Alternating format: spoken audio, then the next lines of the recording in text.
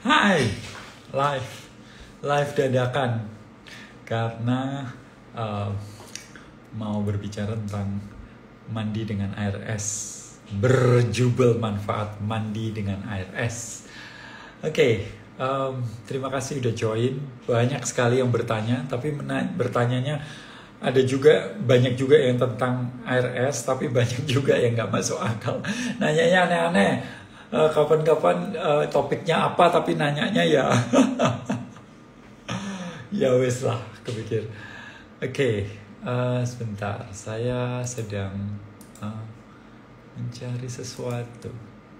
Di mana ya? Kok tiba-tiba berubah? Oke, intro course LSD breathing. Oke, LSD intro course Buteyko. Oke. Apa kabar semuanya? Semoga kabarnya bahagia. Bapak Ibu, hari ini materinya sebenarnya mendadak banget. Saya sendiri belum banyak research. Ya, maksud saya akan berbagi apa yang saya tahu. Tapi saya disclaimer dulu ya, bahwa hal ini, apa yang saya sampaikan hari ini itu bukan saran kesehatan. Jadi kalau Bapak Ibu punya masalah kesehatan harus konsultasinya ke dokter ya. Apa yang saya sarankan ini adalah sebagai informasi yang dimana Anda gunakan sendiri sebagai tuntunan tapi tidak sebagai saran kesehatan. Oke. Nah, saya akan cerita sedikit kenapa kok saya adalah orang yang paling takut dengan dingin dulu. Terus kemudian bisa setiap hari mandi air es. Nah, saya cerita sedikit bagaimana awalnya itu tahun 2015. Lumayan juga ya, berarti udah 7 tahun ya. Saya ketemu dengan teman saya di satu acara. Kalau nggak salah yang ngadakan adalah Kompas Gramedia waktu itu di Bentara Budaya ya kalau nggak salah. Nah, di situ Bapak Ibu pada saat itu dia bilang, "Gobin, kamu pernah nggak ngecek YouTube?" "Nggak, aku jarang, nggak pernah nonton YouTube," saya bilang gitu. Di situ ada orang yang luar biasa, namanya Wim Hof, julukannya Iceman. Dia bisa berendam di kondisi yang sangat ekstrim, dingin dan sebagainya. Oh ya, wah keren ya. Tapi saya nggak berpikir untuk berminat untuk bahwa saya akan bisa seperti itu, karena ya itu memang orang bule kali. Ya memang hidupnya memang dikutuk sepanjang hidup kali. Ya mungkin memang bakatnya begitu, karunianya begitu gitu. Saya nggak berpikir bahwa suatu hari saya akan melakukan apa yang dia lakukan juga seperti itu. Terus sampai suatu hari tahun berikutnya, saya udah lupa tentang Wim Hof. Dan kemudian 1 tahun berikutnya Bapak Ibu, bahwa saya harus ke Jepang. Bukan harus sih, kata-kata harus itu saya memilih ke Jepang, saya ingin ke Jepang. Tapi pada saat itu saya punya kendala yang cukup besar, yaitu saya sudah 4 tahun waktu itu tidak menggunakan alas kaki kemanapun. Sekarang saya sudah 10 tahun bulan ini saya tidak menggunakan alas kaki ya. Kalaupun saya sudah beli sepatu, jadi sepatu saya itu hampir nggak pernah kepake gitu ya. 99% saya kaki. Jadi ini kalau ada yang mau tanya 10 tahun kakinya seperti apa bentuknya, ya bentuknya seperti ini Bapak Ibu ya, baik-baik saja kok ya kaki saya. Oke, nggak ada pecah-pecahnya ya. Kenapa nggak pecah-pecah nanti saya ceritakan ya. Oke, singkatnya bahwa saya mau ke Jepang, dan Jepang pada saat itu adalah sedang salju, sedang dingin, November Desember. Kenapa saya mau ke Jepang? Karena saya pada saat itu sedang ingin mempelajari satu teknik, yang dimana teknik itu namanya adalah TRE, Tension and Trauma Releasing Exercise. Jadi kalau Bapak Ibu pernah melihat saya di mana, kalau berapa kali munculkan gambar-gambar orang bergetar dengan sendirinya, itu adalah TRE ya. Jadi ini menarik sekali sih, nggak banyak orang percaya soal ini. Dibilang pasti itu ada energinya, ada mantranya, ada visualisasinya lah dan sebagainya seperti itu. Enggak, ini adalah satu teknik yang menurut saya adalah teknik yang powerful sekali, cocok untuk orang modern untuk melepaskan stres, ketegangan, dan trauma. Dan Anda tinggal terlentang dan tubuh Anda bergetar dengan sendirinya. Oke, kalau Anda mau tahu bagaimana, mungkin gambar ini bisa merepresentasikan bagaimana apa itu TRI itu sendiri. Sebentar, saya ingin ngerubah. Oke, ini. Nah, Anda lihat ya di sini. Pasti kelihatan kan ya? Ini bagaimana seseorang melakukan TRI. Bisa lihat tuh. Ya, Pak. Jadi bergetar dengan sendirinya.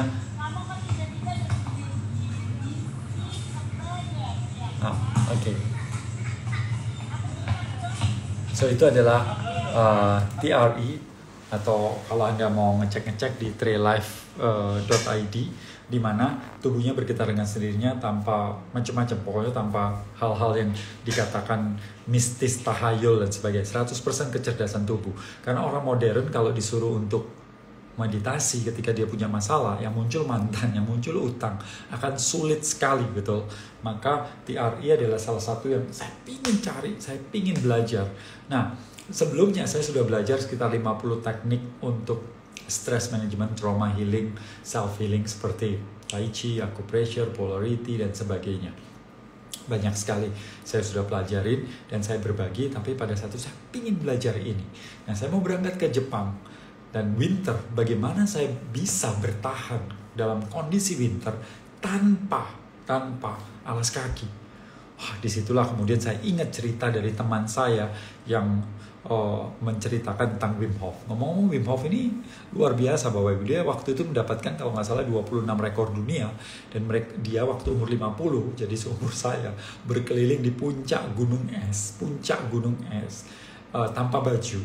Itu sepanjang 50 km, jadi melebihi daripada maraton. Ini masalahnya bukan dingin. Kalau dingin banyak mungkin orang yang bisa menahan dingin, tapi kan udaranya tipis. Terus bagaimana dia bisa bertahan di kondisi seperti itu?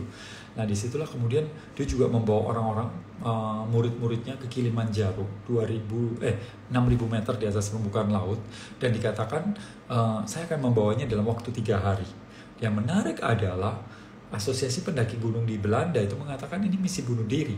Orang akan mati kena aklimatisasi dan sebagainya. Tapi Wim Hof mampu melakukan itu tanpa dalam waktu 2 hari, dan beberapa orang mengalami kesembuhan. Sampai dipanggil dokter untuk ngecek, dipakai elektroda atau apa itu namanya, yang dimana ternyata si dokternya mengakui bahwa si Wim Hof mampu melakukan sesuatu yang oleh orang lain tidak bisa dilakukan. Ya, termasuk meningkatkan kekebalan tubuhnya sendiri secara voluntarily. Jadi dia biasanya kalau kita kena virus, bakteri kan kekebalan tubuh kita naik, tapi dia mampu untuk melakukan itu tanpa harus ada bakteri, virus dan sebagainya. Bahkan ketika disuntik E. coli itu dia nggak apa-apa, nggak demam, nggak sebagainya. Terus saya bilang, ini orang sakti ya, apa ya rahasianya? Dan kemudian saya mengambil pelatihannya. Harusnya 10 minggu pelatihannya, saya padatkan jadi 7 minggu, karena 7 minggu kemudian saya berangkat ke Jepang. Nah, ketika Jepang 15 hari, saya juga kaget, kok bisa saya bertahan di kondisi seperti itu ya?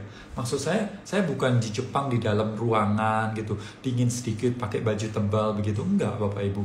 Saya pergi ke Jepang ya benar-benar maksudnya mandi dengan air es, ya mandi dengan air biasa walaupun suhu minus gitu. Dan beberapa teman kan mungkin sudah pernah melihat gambar saya kan ya, gambar yang saya di tempat gunung es itu seperti ini kan. Anda bisa lihat di sini saya nggak menggunakan alas kaki, tidak menggunakan baju yang tebal, dan kemudian tidak tidak pakai baju yang tebal, dan kemudian ya santai main-main begitu di salju begitu.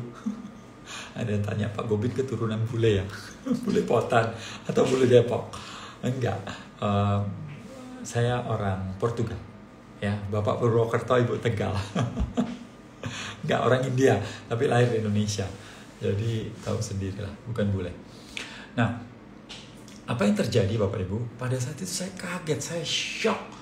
Bagaimana seorang Gobin yang takut dengan dingin dan kemudian mampu bertahan di kondisi yang ekstrim bagi kebanyakan orang Indonesia. Itu kan sesuatu yang menurut saya, wow, saya kaget sendiri dengan kemampuan diri saya sendiri. Masa sih nafas kok bisa seperti ini? Ini kan sesuatu yang nggak masuk akal menurut saya. Setiap orang kalau ditanya waktu itu kan ceritanya ya makanya mesti bagus. Kamu kalau mau bertahan dingin ya kamu harus olahraga, kamu harus sering-sering ke puncak dan sebagainya seperti itu.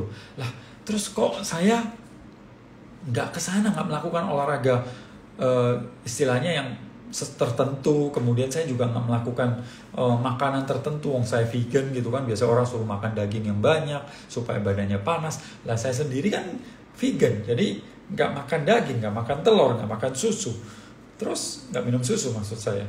Nah, kecuali susu manusia. Nah, terus apa yang membuatnya? Masa nafas saja sih? Kok bisa sih nafas saja bisa seperti ini? Jadi kegagetan dan kegalauan di diri saya itu bertumpuk sebenarnya. Gitu. Nah, bertumpuk. Kaget karena tubuhnya bisa seperti itu. Galau kenapa kok nggak ada yang berbicara seperti itu? Nah, disitulah kemudian saya pulang dari Jepang. Saya masih terngiang-ngiang gitu. Aduh, enaknya ya mandi dengan air es di sana, dingin gitu. Tapi ya oke, tapi di sini bagaimana caranya bisa mandi dengan kondisi air es seperti itu gitu. Nah, di situ kemudian saya melihat foto-foto, video-video, YouTube dan sebagainya.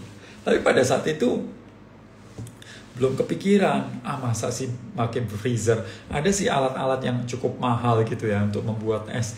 Tapi ya gimana? Ya jadinya saya manual, Bapak Ibu. Saya manual adalah saya masukkan bak-bak kecil di freezer saya.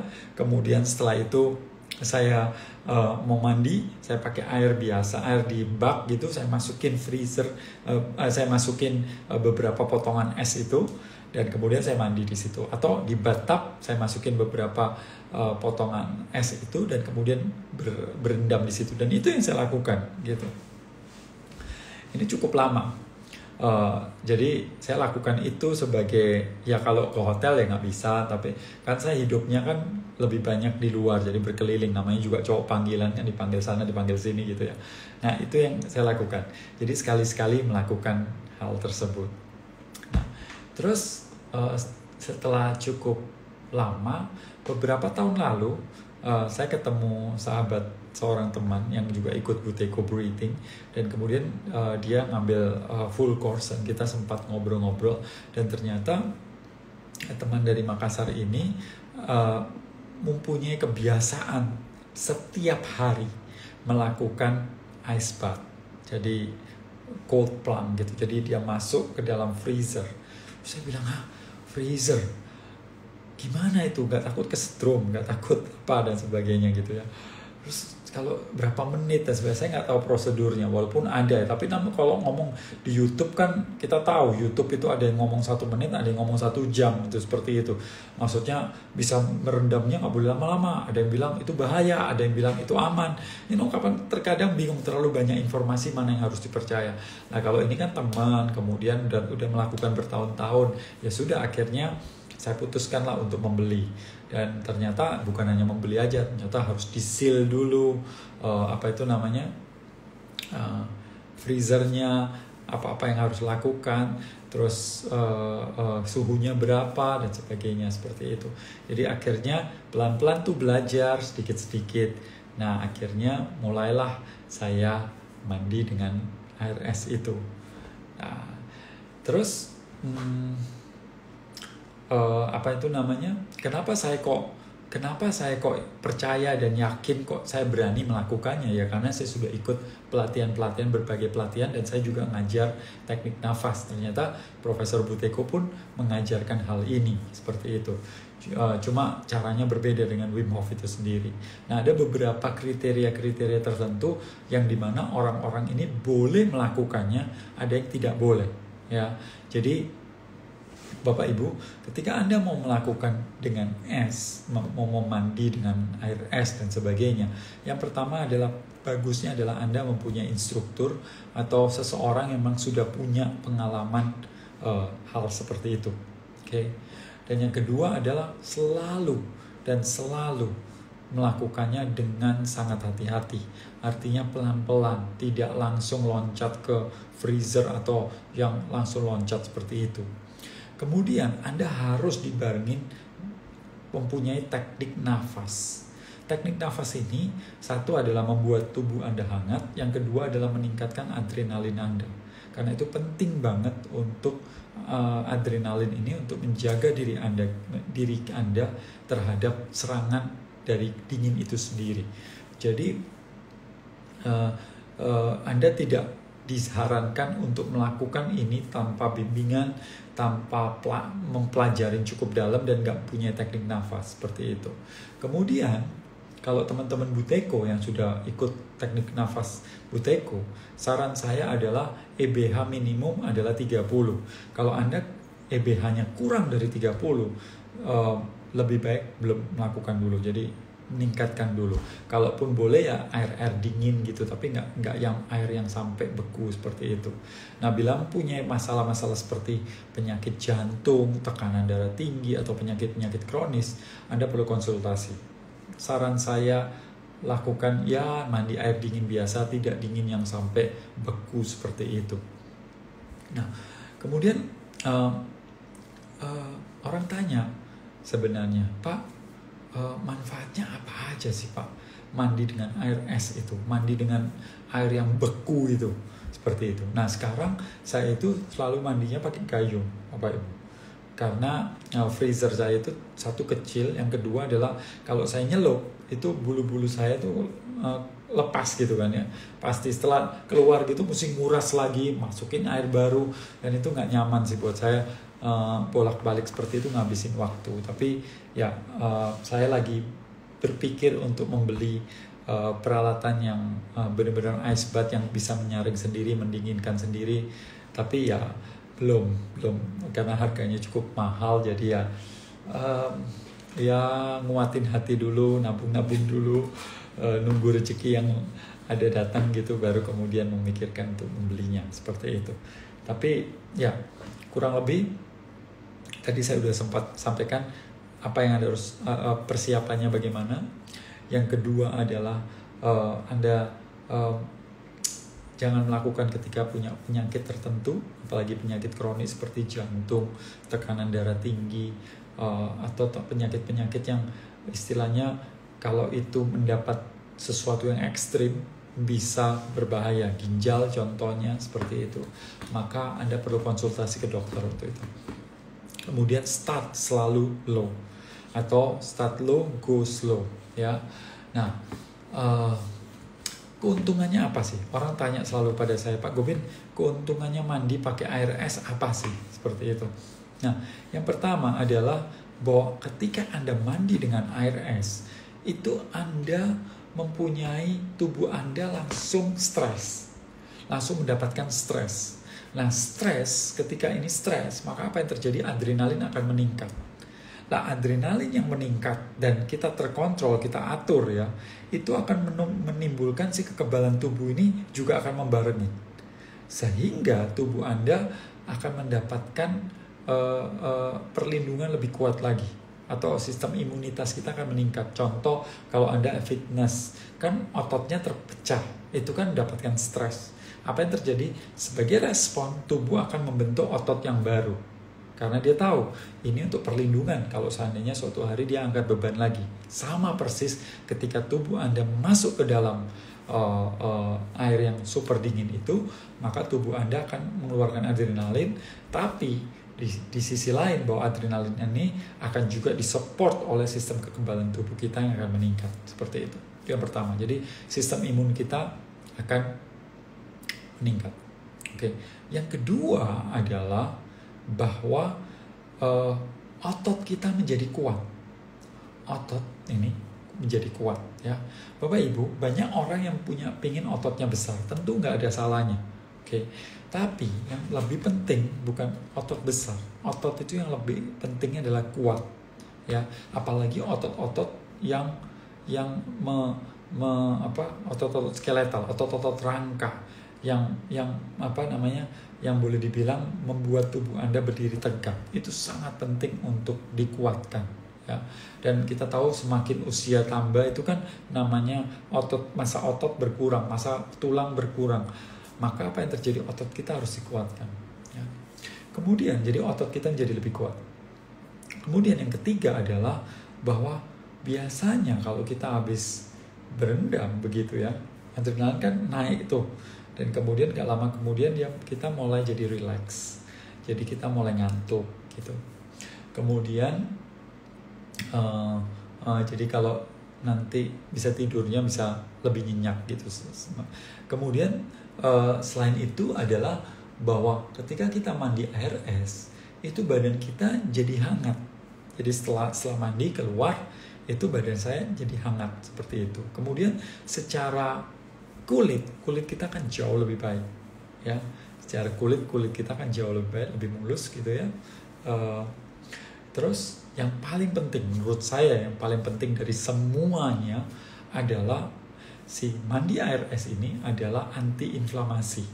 Jadi kalau Anda lagi olahraga itu kan memecah si otot ini recovery-nya jauh lebih cepat dengan cara inflamasi, atau dengan cara kita mandi dengan air dingin itu inflamasinya bisa kurang. Nah, termasuk ketika tubuh Anda ini panas karena makanan gorengan, ketika makan gula, makanan diproses, itu semua makanan membuat tubuh kita mendapatkan inflamasi. Dan kalau kita mau melihat dari 10 penyakit paling atas yang membunuh manusia paling banyak, 9 diantaranya itu karena inflamasi, ya, karena inflamasi. Jadi kita perlu untuk mengurangi. Jadi banyak orang Indonesia itu meninggalnya usianya kan nggak terlalu tinggi ya Bapak Ibu ya. Secara ya boleh dibilang rata-rata dunia lah ya. Padahal kalau kita lihat negara-negara yang lain bisa lebih tinggi daripada Indonesia. Nah, kenapa? Salah satunya karena orang Indonesia makanan-makanan yang penuh dengan gorengan. Orang Indonesia apapun kan goreng ya. Nasi digoreng, bakmi digoreng, kue tiaw digoreng, semuanya digoreng. Tahu, tempe, semuanya digoreng. Nah, ketika kita makan gorengan, ya, seperti kentang goreng gitu ya, maka tubuh Anda sekitar 2 hari itu mendapatkan inflamasi. Kalau Anda ngerokok 1 batang, itu 4-5 jam kurang lebih inflamasinya. Tapi gorengan seperti itu bisa dapatkan sampai 2 hari. Nah, yang menyedihkan adalah Bapak Ibu, kalau kita ada orang yang merokok, dia pasti tahu risiko rokok itu apa. Dia tahu itu jelek. Dia tahu itu ada peringatannya, perokok ini bisa membunuh, seperti itu. Nah, jadi ketika dia merokok, dia tahu konsekuensinya apa dan dia mengambil keputusan itu. Tapi sebagian besar orang di Indonesia atau di dunia bahkan, mereka tidak tahu efek dari gorengan itu separah apa. Mereka nggak tahu efek gula itu seperti apa. Mencandunya gula itu melebihi dari kokain juga nggak tahu Bapak Ibu. Jadi kasihan apalagi anak-anak ya, apalagi orang tua ya, dia nggak akan memberikan rokok pada anaknya, nggak memberikan alkohol pada anaknya. Tapi rasanya setiap orang tua memberikan gula pada anaknya, padahal efeknya luar biasa juga. Oke, so kembali ke inflamasi. Salah satu kenapa saya berendam atau mandi pakai air es itu salah satunya adalah untuk mengurangi inflamasi, karena sekitar 4 atau 5 kali dalam 1 minggu itu saya olahraga, dan olahraganya cukup intens. Jadi untuk mengurangi inflamasi dalam tubuh saya melakukan mandi pakai air es. Nah,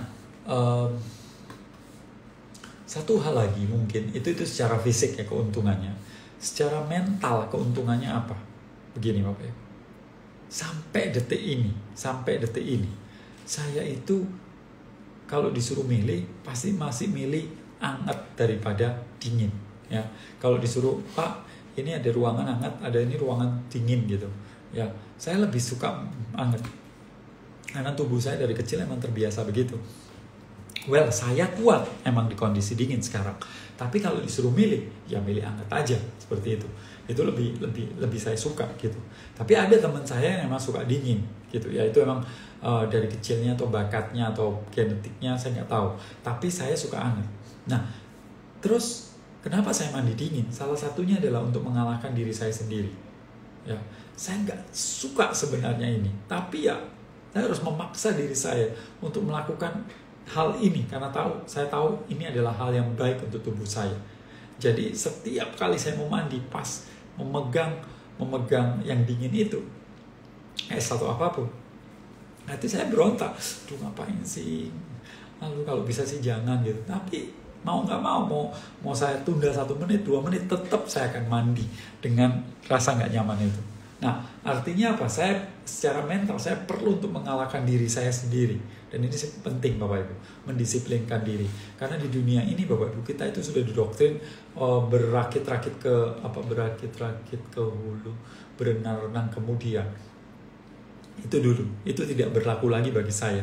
Yang ada sekarang itu adalah kita itu punya 2 kesakitan dalam kehidupan kita. Cuma punya 2 kesakitan, yaitu sakit karena disiplin atau sakit karena penyesalan. Kita disuruh milih itu aja. Kalau kita nggak disiplin ya suatu hari kita nyesel. Itu aja, seperti itu. Olahraga nggak enak bagi saya. Kalau bisa enggak ya enggak. Tapi apa yang terjadi? Saya harus paksa diri saya untuk melakukan itu. Karena kalau enggak, badan saya akan loyo, masa tulang saya cepat-cepat tergerus, badan saya juga cepat tergerus, akhirnya ya saya nggak bisa melakukan aktivitas seperti yang orang lain atau siapa waktu saya masih muda. Contoh belajar juga seperti itu. Contoh menulis juga gitu. Menulis itu bukan sesuatu yang saya suka Bapak Ibu, tapi saya paksa untuk menulis karena lagi-lagi untuk saya lebih suka mainkan di kepala, ide-idenya begini, nggak saya tulis gitu ya. Tapi disiplin itu sangat penting karena saya tahu saya dari kecil nggak punya disiplin. Maksudnya saya kecil itu mungkin orang tua saya terlalu sayang ya sama anak-anaknya, jadi disiplin itu tidak dimulai dari waktu saya kecil gitu. Jadi ya agak sulit waktu besar seperti ini. Untungnya beberapa buku yang saya baca, guru yang saya temuin itu mengajarkan saya untuk melakukan itu. Dan yang paling menghit diri saya adalah yaitu tadi, bahwa di dunia ini hanya ada 2 kesakitan Bapak Ibu. Hanya ada 2 kesakitan, yaitu sakit karena disiplin atau sakit karena penyesalan. Dan harga disiplin itu selalu lebih rendah daripada penyesalan. Oke. Nah, itu kenapa saya sampai sekarang mandi dengan air es. Jadi saya akan mulai bacain pertanyaan-pertanyaannya, dan saya harap nanti dari pertanyaan-pertanyaan itu Anda semakin jelas tentang apa yang Anda harus lakukan ketika Anda harus mandi dengan air es ya. Oke, saya coba bertanya. Nah, ini pertanyaannya beda lagi nih. Pak, mau tanya apa bedanya ikut LSD dengan Buteyko? Oke, LSD adalah dasar-dasar nafas. Jadi Anda mengikuti pelatihan yang dimana Anda diajarkan seharusnya kita bernafas bagaimana. Gitu. Buteyko apa? Buteyko adalah teknik pemrograman. Programming. Jadi otak Anda diprogram agar Anda bernafas lebih irit, lebih sedikit, lebih lambat, lebih menjadi LSD. Tanpa harus Anda pikirkan. Itu basicnya seperti itu. Bahwa si Buteyko itu program yang ada aplikasinya, ada ada grupnya, ada gatheringnya dan sebagainya. Anda mendapatkan banyak keuntungan ketika mengambil Buteyko. Tapi nggak ada salahnya kalau ikut LSD dulu dan ngeliat, merasakan, dan kemudian baru ikut Buteyko. Karena Buteyko kan, LSD itu kan biayanya jauh lebih murah daripada Buteyko kan. Tapi tentu manfaatnya kalau ikut Buteyko Anda akan dapat LSD juga gitu. Tapi kalau ikut LSD ya Anda perlu untuk lanjut ke Buteyko kalau Anda menginginkan dan merasa cocok seperti itu ya. Oke, pertanyaan yang lain ya. Bentar ya.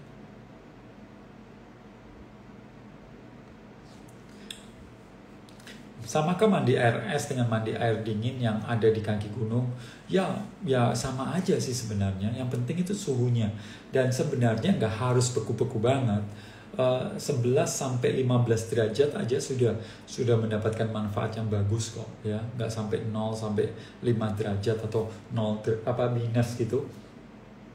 Antara 11 sampai 15 sudah mendapatkan manfaat yang baik kok ya, sama aja. Kalau saya suruh milih ya saya milih di kaki gunung aja kalau bisa, tapi kan saya nggak tinggal di situ.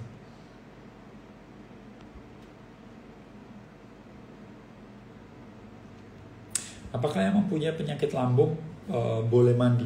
Boleh, tapi begini, kalau Anda punya lambung, masalah lambung, Anda boleh sih boleh. Lambung sih nggak masalah, kecuali kronis sampai keluar darah dan sebagainya, tentu Anda tidak melakukan dalam keadaan sakit. Maksudnya sakit itu saya meriang Pak, saya demam, diare, itu muntah, jangan lakukan itu. Tapi kalau Anda, aduh Pak saya tuh GERD gitu ya, nah itu boleh. Tapi lagi-lagi syaratnya Anda pun perlu untuk memastikan diri pelan-pelan melakukannya. Anda perlu juga kalau sudah ikut Buteyko, Anda bisa tahu skor tahan nafas Anda sampai 30 itu aman, seperti itu.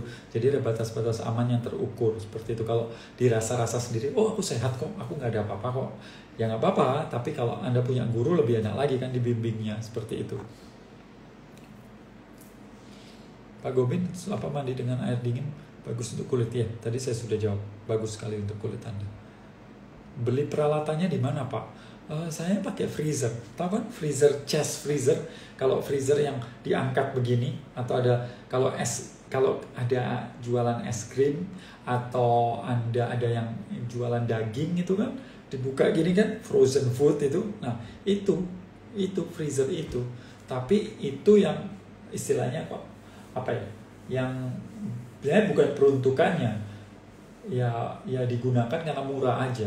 Kalau Anda beli yang peralatan yang yang spesial itu, ada sih produksi Bali baru saya lihat di Indonesia itu ada dan cukup bagus rasanya, walaupun saya belum nyoba.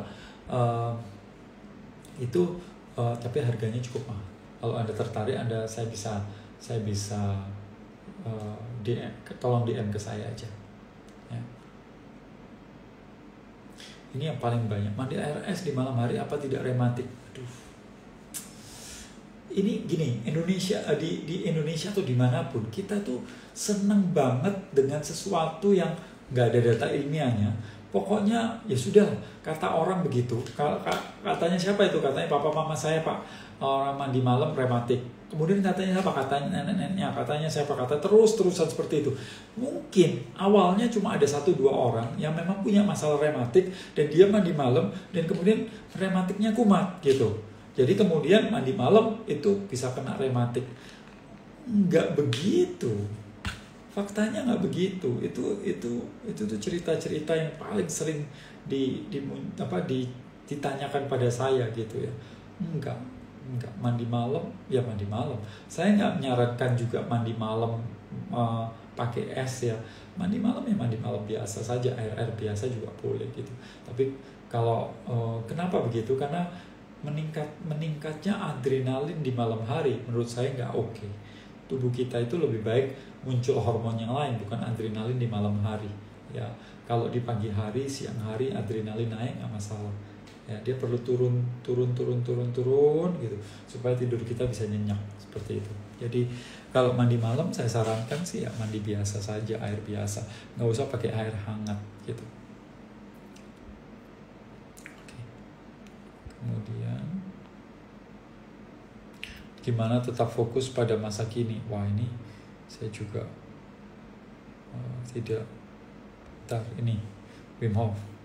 Mandi air es ini harus Wim Hof dulu atau langsung coba? Nggak apa-apa Pak Gobin. Emang betul sih bahwa Anda kalau tadi seperti saya bilang bahwa baiknya sih Anda mempunyai teknik nafas. Wim Hof bisa. Atau Anda bisa lakukan Buteyko contohnya, itu juga bisa. Atau teknik yang lain seperti itu, seperti hyperventilation 30 kali sebelum nyemplung, itu juga bisa. Jadi ada beberapa teknik sebenarnya, nggak harus Wim Hof, tapi banyak teknik yang dimana membuat Anda adrenalinnya spike dan setelah itu Anda nyemplung. untuk pertama-tama apalagi itu diperlukan. Tapi kalau enggak ya teknik yang Wim Hof atau Buteyko. Ya kalau udah Buteyko aman sih harusnya. Oke, kemudian tanya lagi.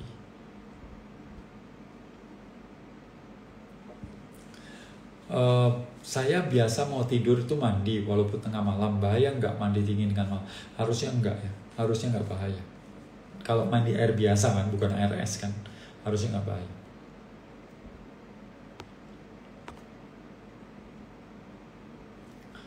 Oke. Mandi es itu nggak hipotermia. Hipotermia kalau nggak biasa. Kalau Anda suhunya turun terus, hipotermia. Saya juga akan begitu kalau misalnya cukup lama. Kalau saya berendam 15 menit masih oke. Tapi kalau lebih dari itu mungkin aja hipotermia. Tapi kan berendam air es nggak cukup, nggak perlu lama, 10 menit aja sudah cukup sih. Nggak perlu sampai seperti itu.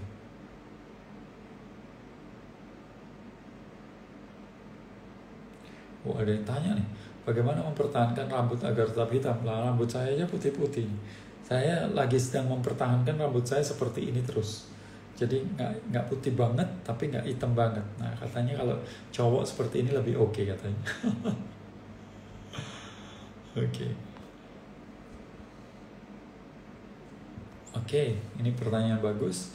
Benar apa enggak kalau karena perbedaan suhu yang drastis bisa bikin sakit? Ya, jadi begini. Apapun yang kalau dia drastis seperti itu akan bikin sakit kalau kita belum pernah. Tapi begitu kita sudah terbiasa atau memang kita sudah mainnya di situ, maka nggak apa-apa. Saya sendiri Bapak Ibu sekarang ini sedang instalasi sauna. Jadi nantinya saya akan pakai sauna, begitu badan saya panas, saya lari ke air dingin, nyemplung di situ, mandi dengan sauna seperti itu. Nah sementara sekarang ini berapa kali saya mencoba pakai air hangat yang panas, yang sepanas saya bisa tahan, kemudian itu 20 detik, kemudian saya mandi air dingin 10 detik, 20 detik, 10 detik, 10. Nah, saya melakukan switch off, on off gini seperti ini. Tujuannya adalah untuk membuat kekebalan tubuh saya semakin meningkat, sehingga istilahnya kena panas, kena hujan, tahan banting, karena memang sudah dibiasakan. Tapi lagi-lagi Bapak Ibu, Anda jangan melakukan ini langsung seperti itu ya. Anda perlu bertahap sangat-sangat lambat gitu. Kalau saya pernah juga sakit, karena pada saat saya mandi air dingin, badan saya lagi nggak fit, saya lagi kecapean, saya lagi demam, sedikit demam, dan kemudian saya melakukan itu ya, dan kemudian wah yang jadi parah. Jadi malah jangan lakukan itu.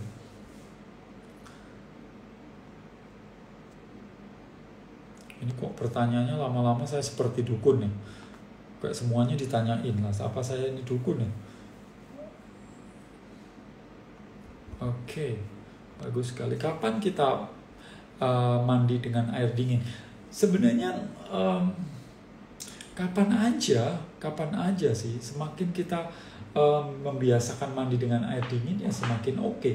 Maksud saya begini, dulu kan nggak ada air panas ya, kemudian mulailah orang merendam air memanaskan air, kemudian ada mesin untuk memanaskan air dan heater dan sebagainya, dan akhirnya kita udah terbiasa dengan pencet dan air panas yang keluar seperti itu, dan kita berpikir ya mandi itu air panas begitu karena memang nyaman. Yes, memang nyaman itu air panas itu, kita buat mandi emang luar biasa nyamannya, dan tapi kita tahu bahwa efek-efek dari air panas itu ternyata nggak oke, untuk kulit nggak oke. Kalau Anda sering alergi terus mandi air panas, alerginya lebih banyak. Kemudian kalau Anda inflamasi tubuhnya karena makanan dan mungkin olahraga atau gerak atau kecapean, dan kemudian muncul inflamasi, dan Anda mandi pakai air panas atau air hangat, inflamasinya malah menyebar. Jadi nggak oke sebenarnya air panas itu, kecuali memang Anda untuk terapi tertentu ya. Ya seperti Anda pakai sauna itu emang akan memunculkan hot protein yang ada, namanya hot protein apa ya, pokoknya kalau panas itu protein tertentu itu akan muncul gitu ya.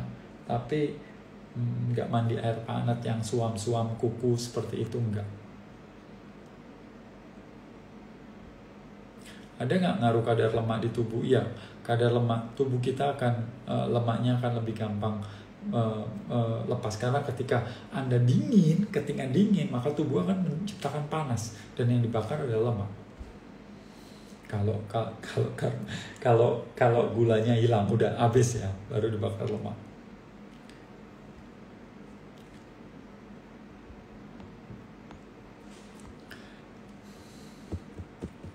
Cara cepat sembuh dari anosmia COVID gimana Mas Gobin? Oke, ini nggak ada hubungannya tapi oke lah. Yang pertama adalah kalau Anda kena COVID, yang pertama adalah Anda belajar untuk nafas. Nggak usah buteko dulu, LSD aja cukup ya. Nafas itu LSD aja. Yang kedua adalah Anda perlu untuk stretching atau yoga ringan, stretching ya. Anda jangan olahraga berat tapi lakukan hal seperti itu. Kemudian berjemur pasti. Kemudian makan. Satu adalah hilangkan gorengan, tepung, dan gula. Itu harus dihilangkan. Nasi kurangin ya. Kalau bisa diganti dulu dengan nasi merah atau nasi hitam. Kemudian kunyahnya yang super banyak. Kunyah super banyak. Kalau 1 sendok bisa 50 kali, itu lebih bagus. Kemudian apa itu namanya? Sering-seringlah humming. Humming itu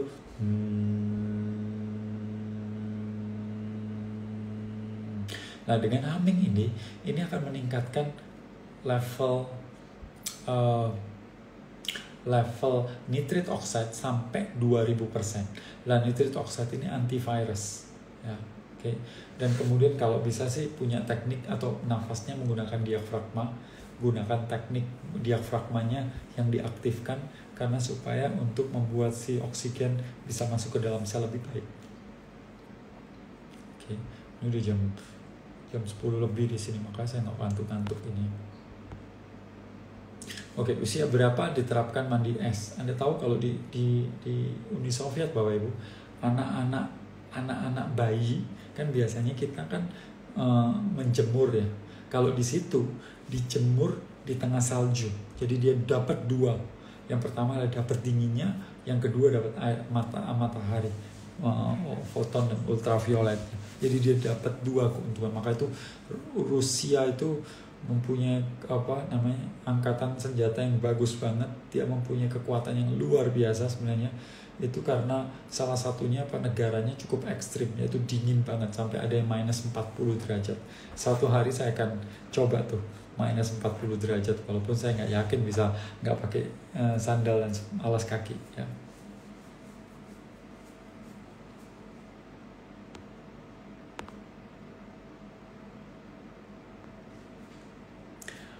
Repot Pak, sediakan batu es. Enggak, saya dulu menyediakan gitu. Sekarang kan tinggal di freezer, jadi nggak perlu nyiapkan es batu, ya.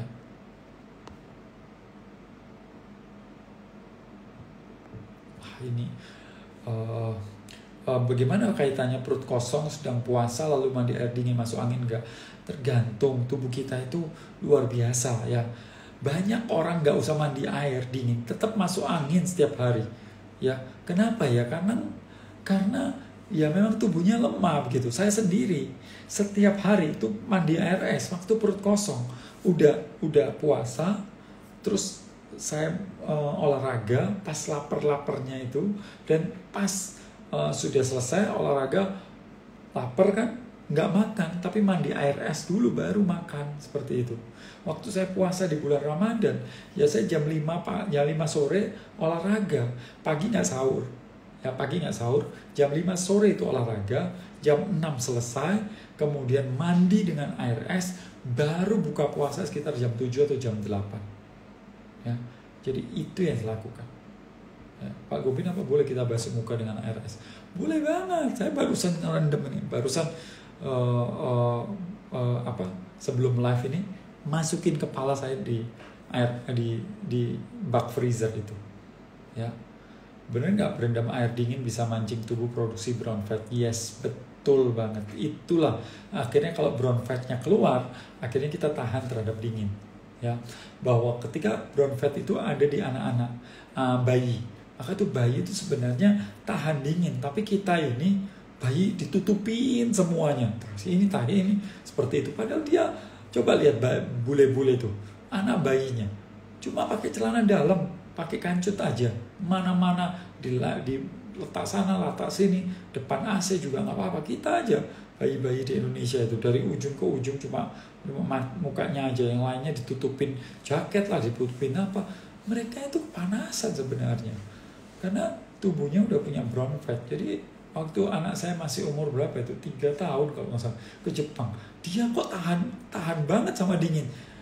Sementara orang-orang lain kan udah pada kedinginan, sementara dia tahan dingin. Nyata ya anak-anak kecil itu emang tahan, Bapak Ibu, ya.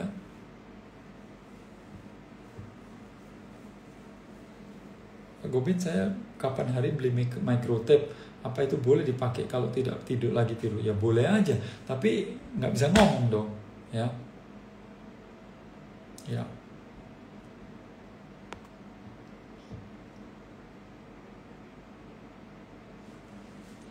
Apakah mandi malam? Kalau mandi malam boleh nggak? Boleh aja, tapi itu kan membuat adrenalin tinggi. Saya udah jawab ya. Dan idealnya mandi 1 atau 2 kali ya Pak. Idealnya mandi itu tergantung siapa. Kalau di Indonesia itu mandi itu ideal 2 kali. Tapi kalau menurut penelitian seminggu 2 kali itu udah cukup mandi itu. Ya, tergantung. Oke. Sharing soal buteyko breathing ya nggak sekarang dong, Pak Gobin. Vaksin ini apa, pertanyaan? Ada jam tertentu nggak boleh mandi pakai air dingin? Sudah saya jelaskan. Kenapa habis mandi RS kadang menggigil parah? Saya pernah coba habis itu menggigil Pak. Iya, karena berarti itu Anda udah masuk hypothermia, ya. Berarti udah terlalu itu dan nggak pernah latihan. Kalau sudah pernah latihan pasti atau biasa bernafas dengan benar sih harusnya nggak sampai menggigil. Oke, ada lagi, sebentar. Saya jawabin satu-satu ya. Apakah anak kecil boleh mandi air es? Boleh, ya. Jangan dibiasakan anak kecil mandi air hangat. Kalau bisa air dingin itu lebih baik menurut saya. Apakah bagus mandi dengan air hangat terus dari pagi sampai malam? Enggak, saya nggak sarankan. Sekali-sekali oke. Dia memang merilekskan, bikin otot lemes, tapi enggak. Saya rasa enggak oke kalau terus-terusan. Indonesia ini udah panas, airnya ya udah panas gitu. Ngapain pakai air hangat lagi? Gitu.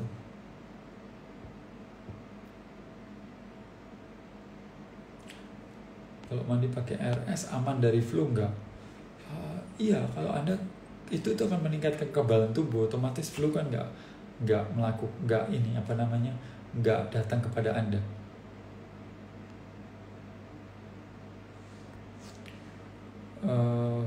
Pak, saya selalu susah fokus, sering ngeras, sedih, nggak bisa kontrol nafsu makan, alhasil obes.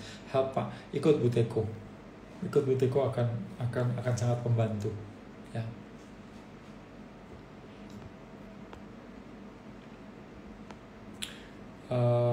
Bisa menu harian Bapak termasuk cemilan. Waduh, saya vegan, nanti kalau kamu ngikutin saya agak sulit tau. Harus bertapa, meditasi ya Pak. Apa orang biasa bisa? Enggak lah, orang biasa juga bisa. Ngapain pakai betapa, meditasi dan sebagainya? Enggak pakai gitu-gituan. Kalau Anda belajar nafas itu jauh lebih cepat untuk melakukan itu. Tapi kalau Andanya bilang saya pingin tapi nggak ada step yang dilakukan, ya nggak mungkin bisa. Nggak harus betapa, nggak harus meditasi, ya. Tapi Anda latihan nafas, lebih cocoknya, lebih tepatnya begitu. Ambil step. Tapi kalau cuma aku kepingin, nggak akan bisa. Anda harus latihan. Di dunia ini apa sih yang bisa kita lakukan tanpa 2 hal? Yang pertama adalah waktu dan intention. Jadi 2 ini wajib. Anda harus punya waktu, Anda harus sediakan waktu dan perhatian, ya, untuk latihan. Oke, buteyko sudah. Kalau orang punya penyakit jantung, saya nggak sarankan punya penyakit jantung untuk mandi es. Pak, tolong di save. Oke. Apakah mandi dengan air dingin baik untuk ibu hamil? Baik. Ya, tapi lagi-lagi Anda nggak bisa meminta saya untuk mengatakan baik buruk langsung pada saat itu, ya. Kalau ibu itu punya masalah jantung contohnya, atau ibu itu sedang punya tekanan darah tinggi contohnya, atau kondisinya lemah contohnya, kemudian disiram air es beku, ya itu berbahaya. Maka itu kalau Anda memang sudah terbiasa dan Anda hamil dan kemudian Anda mandi tetap pakai air es, that's fine, itu oke. Ya. Cara nafas gimana?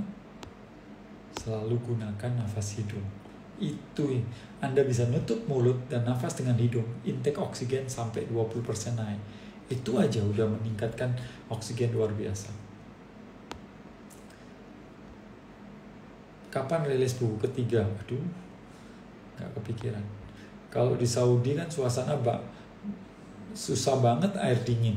Nah di sini juga susah, jangankan di Saudi, tapi kan di sini ada freezer. Di Saudi juga apalagi ada freezer. Ya, jadi di Saudi itu nggak ada air. Lah manusia itu gimana? Sekarang hotel-hotel segede itu pakai air bagaimana? Jadi enggak lah, teknologi sudah canggih banget lah.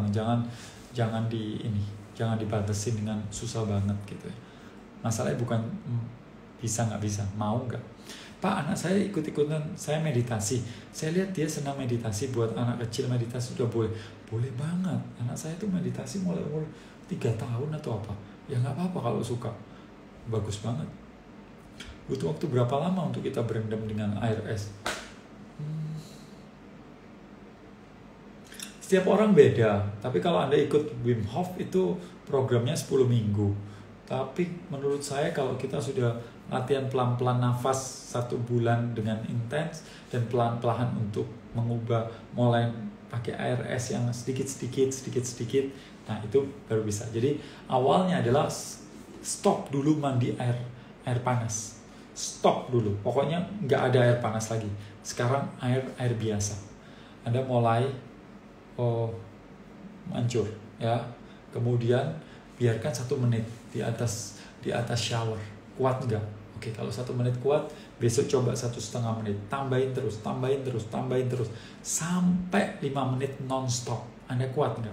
Kalau Anda kuat 5 menit non-stop, baru kemudian air, ambil bak, kasih es, baru mandem.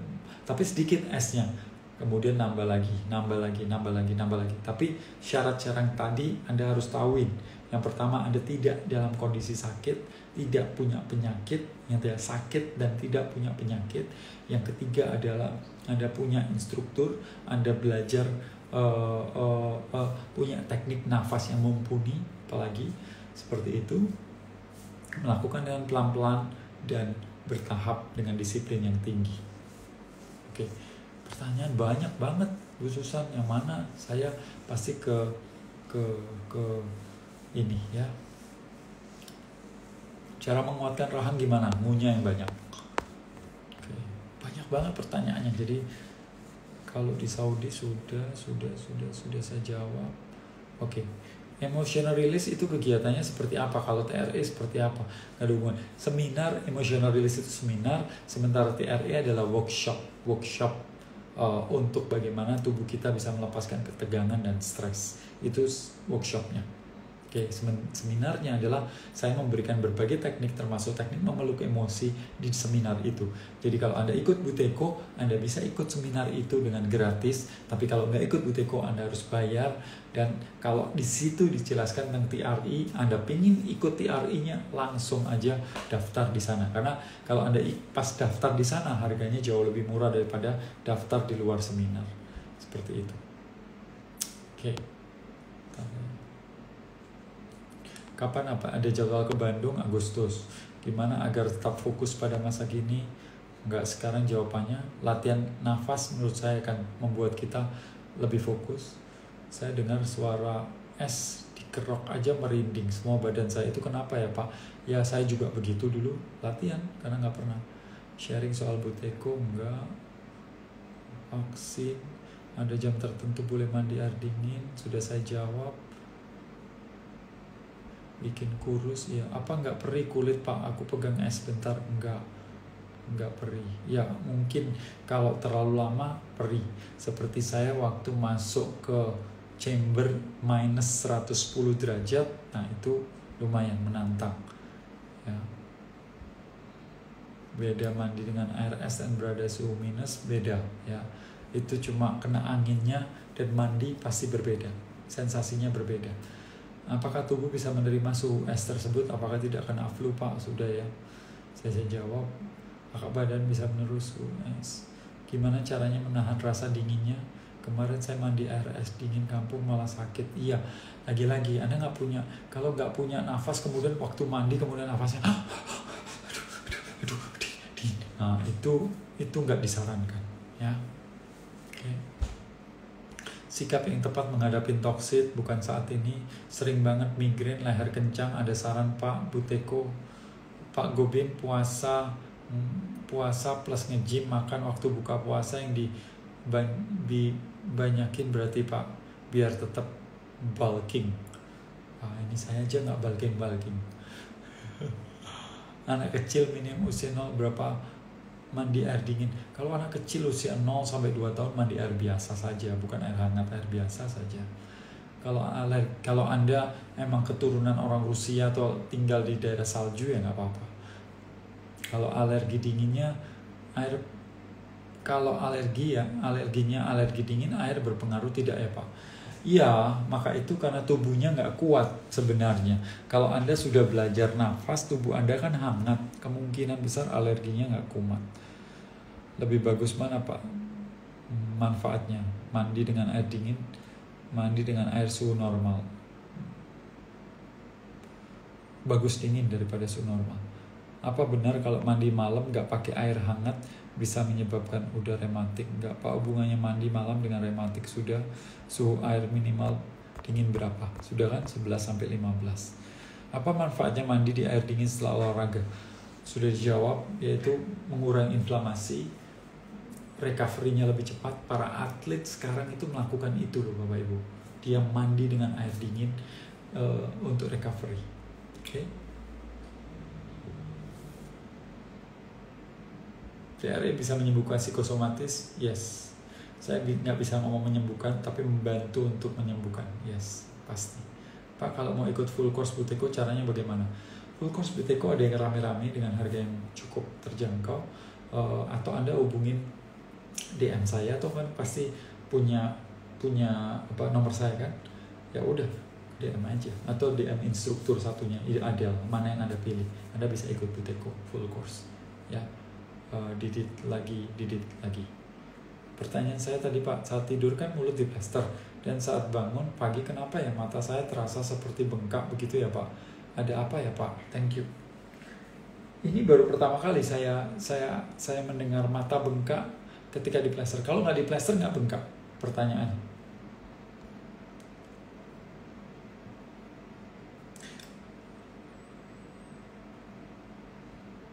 Oke. Udah, semuanya udah kelihatannya. Oke. Pak, kalau kakek saya 72 tahun pernah di stroke 3 tahun ini, terus dia udah latih tapi tiba-tiba dia ngomongnya belok. Pas dicek ada air liurnya banyak dan nggak bagus karena di leher pernah kena C1-nya. Terus pertanyaannya, enggak Pak, bengkaknya itu seolah rasa bengkak. Pas bicara nggak bengkak Pak, tapi bengkaknya di mata. Tolong DM aja ya, saya nggak saya akan sudahin sekarang. Untuk Susan Kalian Nafati, tolong DM saya, nanti kita cari DM. Bapak Ibu, nanti kalau ada yang kurang jelas, Anda bisa DM ke saya ya, karena waktunya juga udah 10:30 di sini. Terima kasih sudah menonton, dan sampai ketemu yang sudah daftar LSD dan Buteko minggu ini. LSD besok malam dan Buteko hari Minggu pagi ya, Rabu malam dan Minggu pagi. Sampai ketemu. Terima kasih banyak.